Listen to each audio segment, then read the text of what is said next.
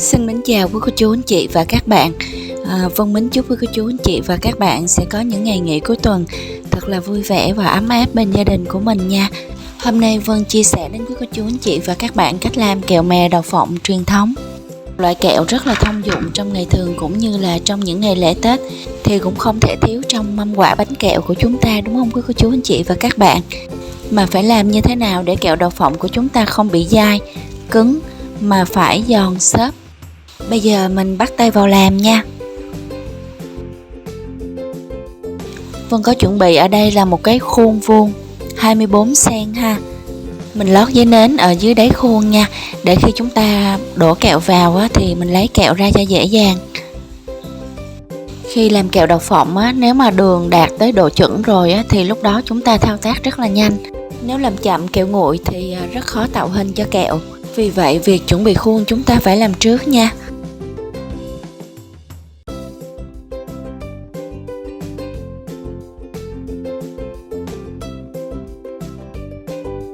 Còn đây là tất cả nguyên liệu mà Vân đã chuẩn bị để làm kẹo đậu phộng. Đây là 400g đậu phộng sống. Mình phải chọn những hạt đậu to tròn mẩy, còn những hạt mà bị lép á, thì mình phải bỏ đi ha. 200g mè trắng, 300g mạch nha, 200g nước lọc, 200g đường cát trắng, 2 muỗng canh dầu ăn và 2g muối. Bắt một cái chảo lên bếp ha, và chúng ta sẽ rang thơm phần mè trắng này. Mình rang mè trên lửa nhỏ nha, đến khi nào mè có mùi thơm và hơi ngả vàng là được. Đừng nên để mè vàng quá thì khi mình làm kẹo á, kẹo sẽ mất đẹp nha.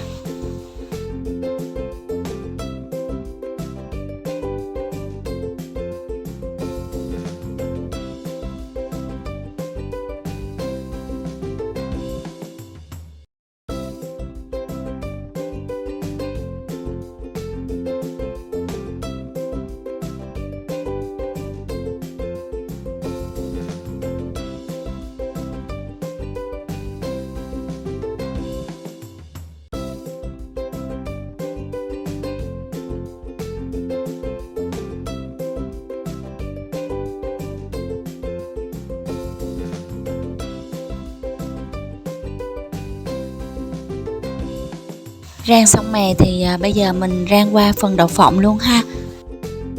Hạt đậu phộng cũng như hạt mè chúng ta rang trên lửa nhỏ nha, để cho đậu phộng chín từ từ, sẽ vàng từ từ. Đừng rang trên lửa lớn, đậu phộng chưa thơm, chưa vàng đều, chưa chín á, thì đã bị cháy rồi. Lúc đó chúng ta làm kẹo vừa không đẹp, không thơm, lại còn bị đắng nữa. Khi rang đậu phộng xong, chờ đậu phộng nguội thì chúng ta bóc bỏ cái phần vỏ lụa phía bên ngoài nha. Khi làm kẹo đậu phộng thì quý cô chú anh chị và các bạn chúng ta chuẩn bị cho Vân là một cái chảo không dính nha, để trong quá trình thắng kẹo thì đường sẽ không dính vào trong đáy chảo. Bắt chảo lên bếp và cho tất cả những nguyên liệu còn lại vào trong chảo, như là nước nè, đường, dầu ăn, muối và mạch nha. Khi cho tất cả nguyên liệu vào trong chảo, chúng ta sẽ không dùng bất cứ dụng cụ bếp nào để mình khuấy cái phần hỗn hợp này lên, mà chúng ta chỉ dùng tay cầm cái quai chảo và nghiêng chảo qua lại để cho đường tan thôi nha. Trong quá trình thắng kẹo á, thì chúng ta sẽ để lửa trung bình nhỏ và lắc chảo thường xuyên. Khi thắng kẹo, để biết được khi nào đường đã đạt thì sẽ có 3 cách. Cách thứ nhất là sử dụng cây đo nhiệt độ. Khi đường sôi và kẹo lại thì quý cô chú anh chị và các bạn bỏ đầu cây đo nhiệt độ vào và đo đến là 130 độ nha. Và cách thứ hai thì mình chuẩn bị một cái chén nước, lấy một cái đầu đũa đó, dít một lượng đường nhỏ bỏ vào trong chén nước. Hạt đường sẽ gom lại và rất là nhanh nguội. Lấy hạt đường đó ăn thì hạt đường đó giòn tan, rất là ngon thì đường đã đạt. Còn nếu hạt đường gom lại nhưng khi chúng ta ăn thấy hạt đường vẫn còn mềm dẻo thì đường chưa đạt nha. Cách thứ ba là khi đường tới thì đường sẽ chuyển màu qua màu hổ phách nhẹ như thế này. Nhưng theo Vân thấy sử dụng cây đo nhiệt độ là chuẩn nhất. Nếu để quá nhiệt độ, kẹo sau khi chúng ta làm ra thì rất dễ bị cứng, không còn giòn xốp nữa.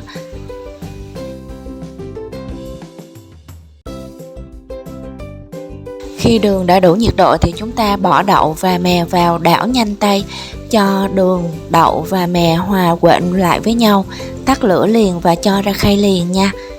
Lúc này mình tắt lửa liền, rồi đảo thật nhanh tay, thao tác thật là nhanh, vì khi mà kẹo còn nóng á, thì mình tạo hình rất là dễ. Khi mà kẹo nguội rồi thì kẹo cứng lại thì mình tạo hình nó khó lắm.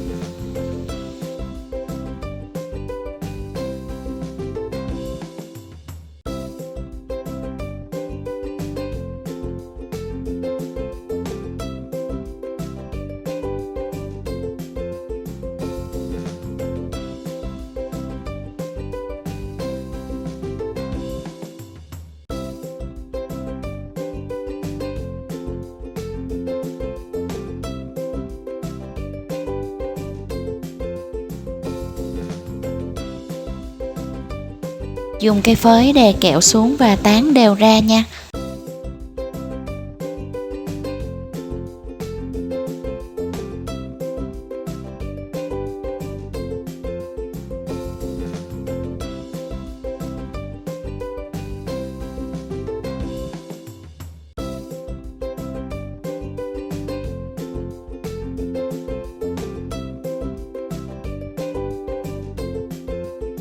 Tán mặt kẹo đã đều rồi á, bây giờ mình lấy kẹo ra nè.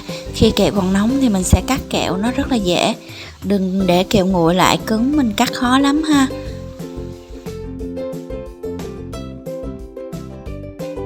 Kích thước của viên kẹo thì quý cô chú anh chị và các bạn mình cắt theo sở thích của mình nha.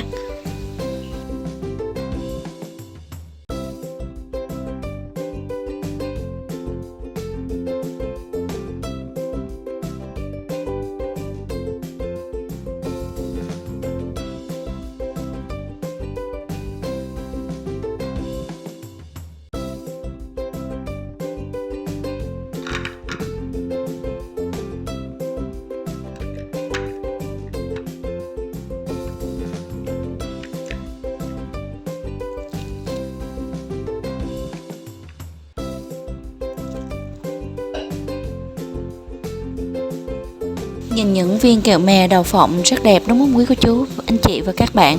Ăn thì giòn, xốp tan trong miệng. Nếu chúng ta làm số lượng nhiều thì quý cô chú anh chị và các bạn có thể mua những cái bọc kẹo nhỏ xinh như thế này, bỏ kẹo vào và bảo quản kẹo được một thời gian rất là lâu. Mến chúc quý cô chú anh chị xem video thật là vui vẻ và làm kẹo mè đậu phộng truyền thống thành công nha. Xem video thấy thích, hãy ấn like, share và đăng ký kênh để ủng hộ cho Vân, cũng như không bỏ lỡ những video hay tiếp theo. Còn bây giờ xin mến chào tạm biệt quý cô chú anh chị và các bạn, và xin hẹn gặp lại vào thứ 6 tuần sau nha.